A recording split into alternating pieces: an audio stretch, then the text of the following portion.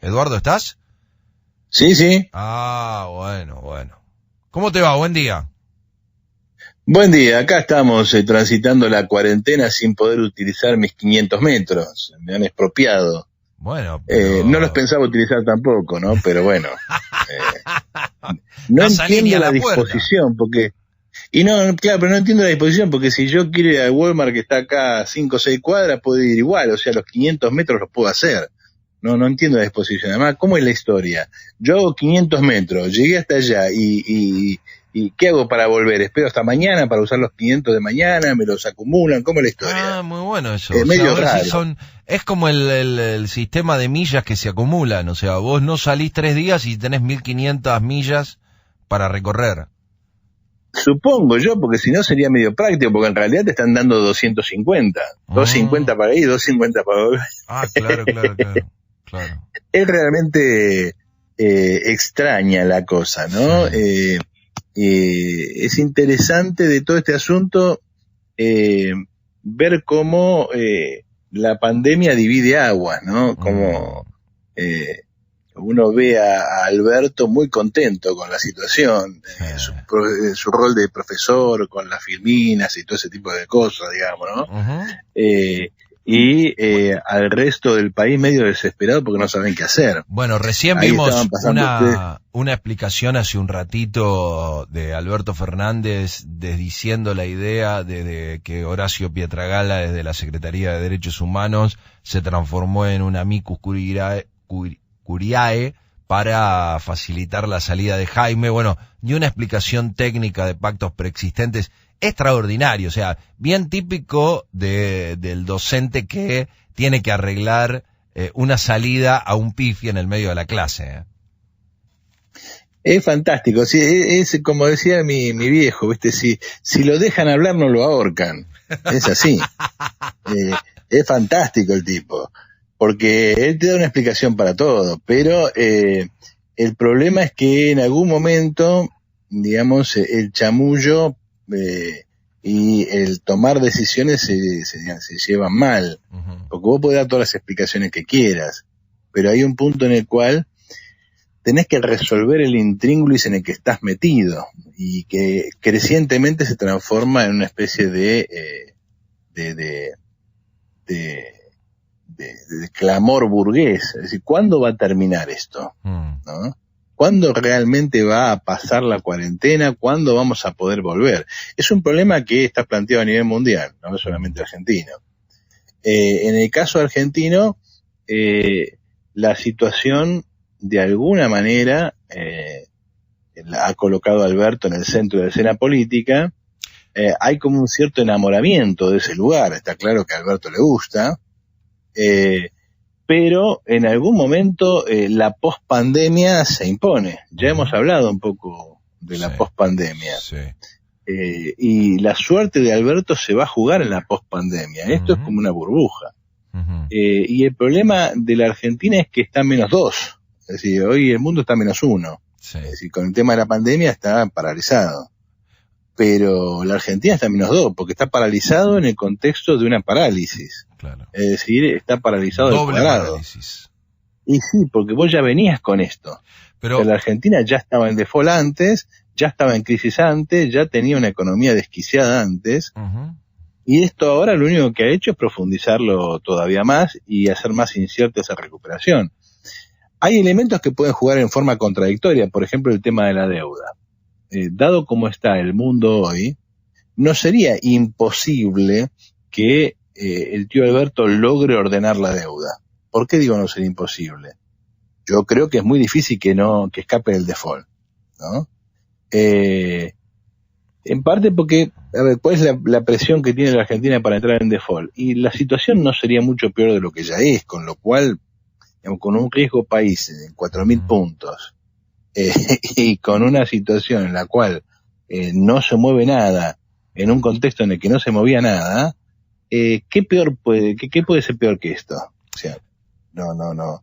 De default más, default menos no cambia nada. Sí. A ver. Para los acreedores, el problema es que tienen un activo, o sea, la deuda argentina, que no vale absolutamente nada, en un contexto donde nada vale absolutamente nada, o sea, en un contexto en el cual te regalan el petróleo, llévatelo porque no tengo dónde tenerlo, cualquier acuerdo que te propongan suma. Entonces la idea de que los acreedores no van a aceptar es relativa. Probablemente les mejore un poquito la cosa, pero es probable que puedan aceptar algún acuerdo con la Argentina. Ujú. Si eso sucediera, si Alberto se sacara ese problema de encima, tendría indudablemente un problema menos, y un problema sustantivo. Pero, a ver, sí.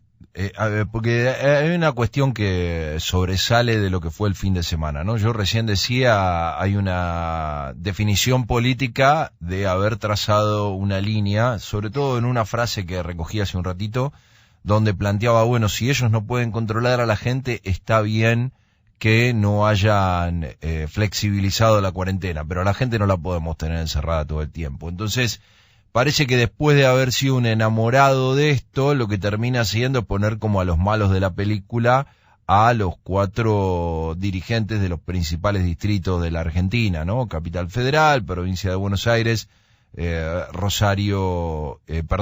Santa Fe y Córdoba, pero haciendo foco en los grandes centros urbanos. Algunos me dicen, los que están enamorados de Alberto son los que tienen un sueldo del Estado, o los que son alcanzados por algún paquete de medidas del Estado. Pero mientras que Alberto le sigue pidiendo al monotributista que vive de su sueldo que se quede sin trabajar, todas las pymes se están fundiendo. Digo, no hay un mecanismo para resolver esto rápidamente tampoco. Hay mecanismos, lo que pasa es que no son mecanismos aceptables para el orden capitalista. Una forma de resolver esto es la estatización completa de la vida económica. Y vos fijate cómo la situación empuja en ese sentido. Cuando en Alemania te dicen vamos a estatizar cualquier empresa que quiebre, lo que te está diciendo es el Estado se va a hacer cargo de la vida económica. Obviamente, no es lo mismo que lo haga el Estado capitalista que lo haga otro tipo de Estado. Pero es evidente que la única forma de sostener una medida como la cuarentena es reorganizar el conjunto de la vida económica. Si vos mantenés las condiciones tal cual están ahora, no hay forma, porque te pasa lo que vos estás señalando, es decir, finalmente los capitalistas tienen que ganar plata si es que quieren pagar salario. Finalmente los que viven de un salario de la economía privada tienen que laburar, si no, no van a sobrevivir. Obviamente esas tensiones las sufre Alberto, y vos fíjate cómo vos mencionaste esta pelea con los 4 grandes, digamos. Hay una macarse permanente del tío Alberto, digamos, la capacidad literaria del tío Alberto, la capacidad, digamos, pedagógica del tío Alberto implica ese acomodamiento permanente, porque por un lado te dice una cosa y por otro lado hace otra. Hoy por hoy la mitad del país se está moviendo, con lo cual, ojo, tampoco le echemos la culpa a la pandemia, a la cuarentena, de todo lo que está pasando, porque la mitad del país está en la calle. Entonces... Vos decís desde el punto de vista económico, está en la calle desde el punto de vista económico. Desde el punto de vista económico no es cierto que no se esté moviendo nada. Desde el punto de vista económico, la mitad del país está en la calle, y la mitad del país que está en la calle, ¿a dónde está yendo? No son los empleados del Estado, porque los empleados del Estado son los que, digamos, como vos señalaste, son los que pueden hacer la cuarentena y son los que el gobierno obliga a hacer la cuarentena. No son los docentes, porque los docentes también están obligados a la cuarentena. Y los docentes y los empleados del Estado te explican buena parte de esa mitad de la Argentina que todavía está en su casa. ¿Quiénes son los que están afuera de la casa? Y la masa de los trabajadores en negro. El problema con la cuarentena es sobre todo el problema con Kicillof, y si vos querés con Perotti, no tanto con Rodríguez Larreta, que es un aliado fiel. ¿Por qué el problema es con Kicillof? Porque lo que Kicillof tiene que contener es a la población sobrante. Cuando vos decís el conurbano no se puede mover y tiene que estar en cuarentena, lo que vos estás tratando de evitar es que en el conurbano se desarrolle una película italiana. Es decir, que empecemos a vivir en La Matanza, en San Martín, etcétera, etcétera, empecemos a vivir escenas como la de Bérgamo en Italia. Esa posibilidad te genera una situación de explosión social muy notable. Ahora, el problema es que buena parte de ese conurbano está trabajando. Es decir, si no, ¿en qué consiste ese atorarse de la circulación en la ciudad de Buenos Aires? Y la mayor parte de la gente que va a trabajar desde el conurbano a la ciudad de Buenos Aires. Entonces, hay un punto en el cual se cruzan dos cosas que hacen difícil de ver la situación. ¿La economía argentina está paralizada por la cuarentena o está paralizada sin cuarentena? La economía argentina está paralizada sin cuarentena. En todo caso, la cuarentena viene a cerrar y profundizar una situación. Ahora, se permite que todo el mundo salga a la calle. ¿Vos suponés que la vida económica va a volver a la normalidad? ¿A cuál normalidad? No. ¿A la normalidad de Macri en los primeros 2 años? O sea, había deuda creciente y tenías plata como para hacer como que no había crisis.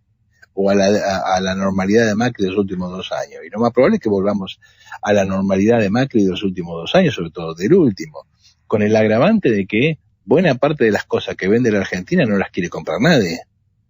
O sea, ¿quién quiere comprar petróleo hoy? Nadie. Si por eso te lo regalan.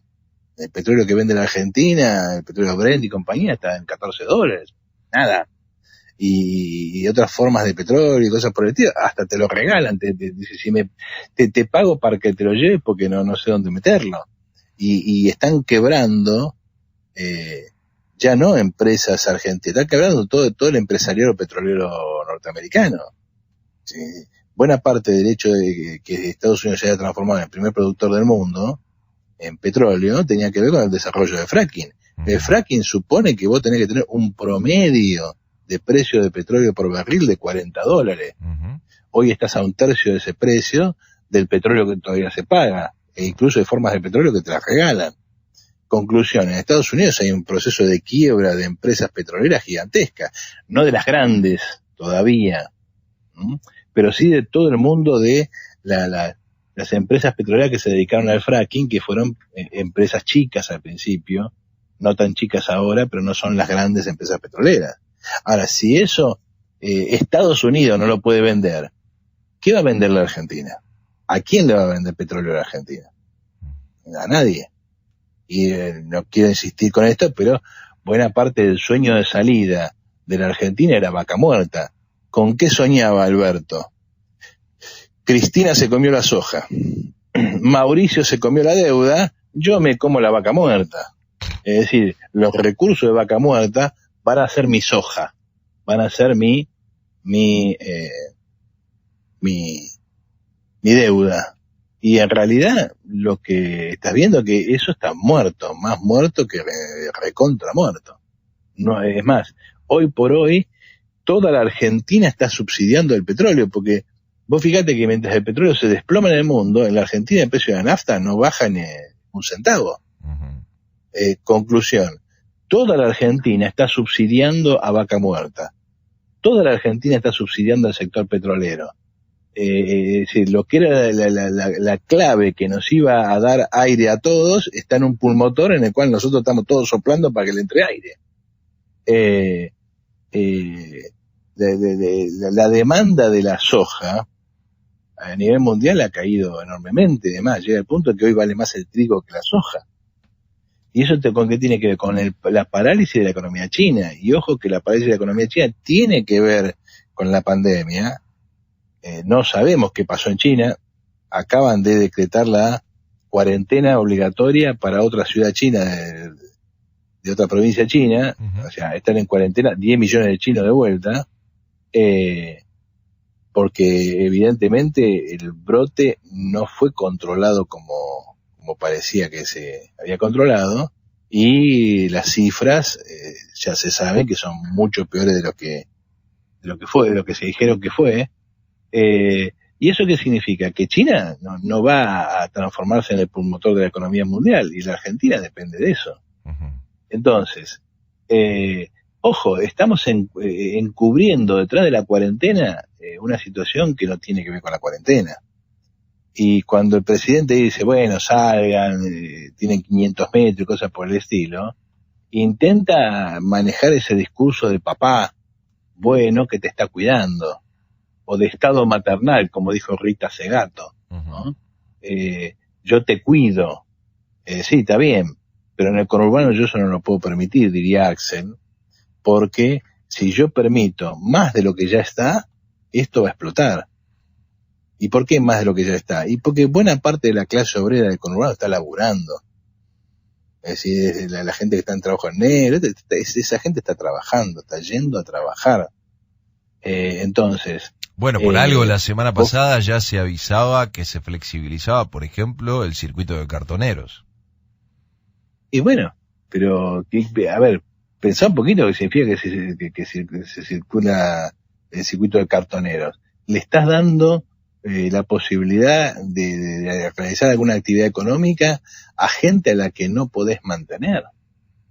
Y si no la mantenés vos, se muere. Porque esa gente o sale junto a cartón, hace algo o se muere. Ahora, ¿qué significa que vos no la podés mantener?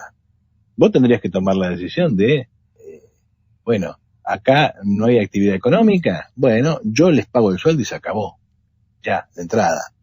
El problema es que en la Argentina, eso puede resultar fácil en Alemania o en Estados Unidos, donde bueno, el Estado tiene recursos y finalmente es una especie de devolución de impuestos anticipada. Yo le pago el sueldo a tus empleados. Pero para. Ahora, el Estado en la Argentina no tiene recursos, pero salió a imprimir, con lo cual consigue algo que se parece a un recurso. Ahora se lo da a los bancos para que los bancos lo distribuyan, y los bancos no quieren distribuir a las pymes para que no colapsen, y encuentra formas más estrambóticas de repartir esta plata imposible, porque después termina llevándolos a todos a hacer una cola para darle la plata en efectivo. Sí, pero otra vez, una cosa es el Estado alemán y otra cosa es el Estado argentino. Lo que vos estás haciendo con esto es sostener una actividad económica de alguna manera. Uh-huh. Pero esto, en el contexto de una economía quebrada, significa que vos vas camino a una estanflación violenta. Uh-huh. Es decir, vas camino a un estancamiento de muy largo plazo, con una inflación creciente que puede desencadenar una hiper en cualquier momento. Entonces, ojo, porque no es que, bueno, pasamos la pandemia y después viene, no, guarda que los tiempos empiezan a solaparse. Y empezar a solaparse significa que empezamos a correr una carrera contra la inflación. Así como Mauricio, Cristina corría una carrera contra el ANSES. Es decir, acabado el recurso de la soja, ¿cómo llega hasta el final de su gobierno Cristina? Rascando el fondo de la olla, quedándose primero con el ANSES y después con el impuesto a las ganancias, que fue un impuesto que le cobró a todos los obreros que ganaban más de la mínima. Esa fue la verdad, es un impuesto a la clase obrera. Ahora, ¿cómo llegó cuál es la carrera que corrió Mauricio? Lo hemos dicho muchas veces, es la carrera contra la deuda. Que mientras yo tenga deuda no pasa nada. La carrera que corre Alberto es la carrera contra la hiperinflación. Y guarda que eso está a la vuelta de la esquina, porque vos no podés emitir alegremente. Bueno, hoy en la etapa de ámbito financiero, Burgueño planteaba en una explicación sobre estas cuestiones que no sería raro pelear un freno de inflación en 60% para el cierre de año, porque están proyectando números con una caída del 10% del PBI. Ahora, si con una caída del 10% del PBI vos estás peleando la inflación en el 60%, ¿qué es eso si no está inflación? Ahora, si vos buscás reactivar la economía y no absorbés toda esa masa de plata que largaste al mercado, de alguna manera, ¿cuál es el resultado? Y a poco que la presión por la actividad económica permita a los diferentes agentes actualizar sus precios, vas camino a una hiper. ¿Y cómo lo frenas? Entonces vamos a una situación que supera por lejos el 2001. Por lejos. No, ojalá me equivoque. pero aun cuando salgamos bien de la deuda, aun cuando la deuda sea renegociada con la gran manija de el gran chamullero nacional que es tío Alberto, vas a una recesión tremenda en un contexto de hiperinflación y con una masa monetaria que virtualmente tapiza toda la república, en un contexto mundial que te juega en contra. O sea, peor que esto no puede tener. Esto es mucho peor que lo de la Rúa. Mucho peor. ¿Qué es lo que podría salvar al tío Alberto? Porque, digamos, esa posibilidad también está.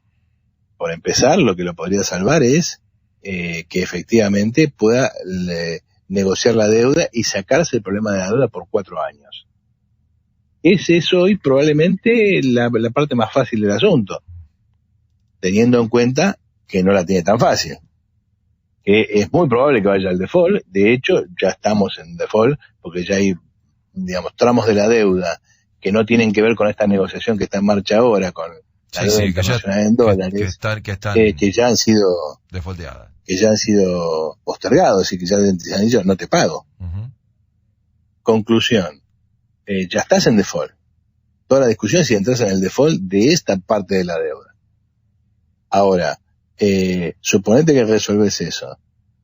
Te queda un mundo que te tira para abajo en un contexto donde vos ya estás abajo. Entonces, guarda, porque vamos camino a algo peor que un 2001. Ojalá me equivoque. Puede que haya una reactivación violenta del mercado mundial y suponete que efectivamente la Universidad de Oxford tiene suerte y en octubre tenemos una cura para el coronavirus, una vacuna que, bueno, se le pone a 3.000 millones de personas, lo cual va a ser todo un disparate, ¿no? Porque guarda con la talidomida. No sé si la gente recuerda, pero la talidomida era un remedio que se le aplicaba a las embarazadas, no recuerdo para qué problema. Se supone que había sido bien testeada y después empezaban a nacer chicos sin brazos, sin piernas, con malformaciones. Una vacuna no es una tuerca, un tornillo que vos lo pones y lo sacás. Una vacuna es una intervención en un organismo complejo, cuyas consecuencias pueden verse a largo plazo, no a corto plazo. Y a corto plazo una vacuna que funcione bien puede tener consecuencias terribles a largo plazo si no la testeaste bien. Hoy día una vacuna contra la viruela está perfectamente testeada, hay una experiencia de décadas contra la polio, contra todas las vacunas esas que nos ponen le ponen a uno cuando es chico. Uh-huh. Ahora, una vacuna que ha sido sacada de la noche a la mañana en 3 meses, de repente se inyecta a 3.000 millones, 4.000 millones de personas, guarda con eso.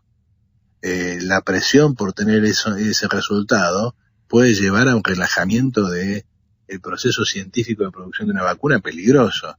Suponete que eso sucede. Y en octubre estamos todos vacunados y se acabó el coronavirus. Es muy probable que la economía mundial rebote y rebote fuerte por unos meses. Y en ese contexto el tío Alberto llegue a las próximas elecciones relativamente bien.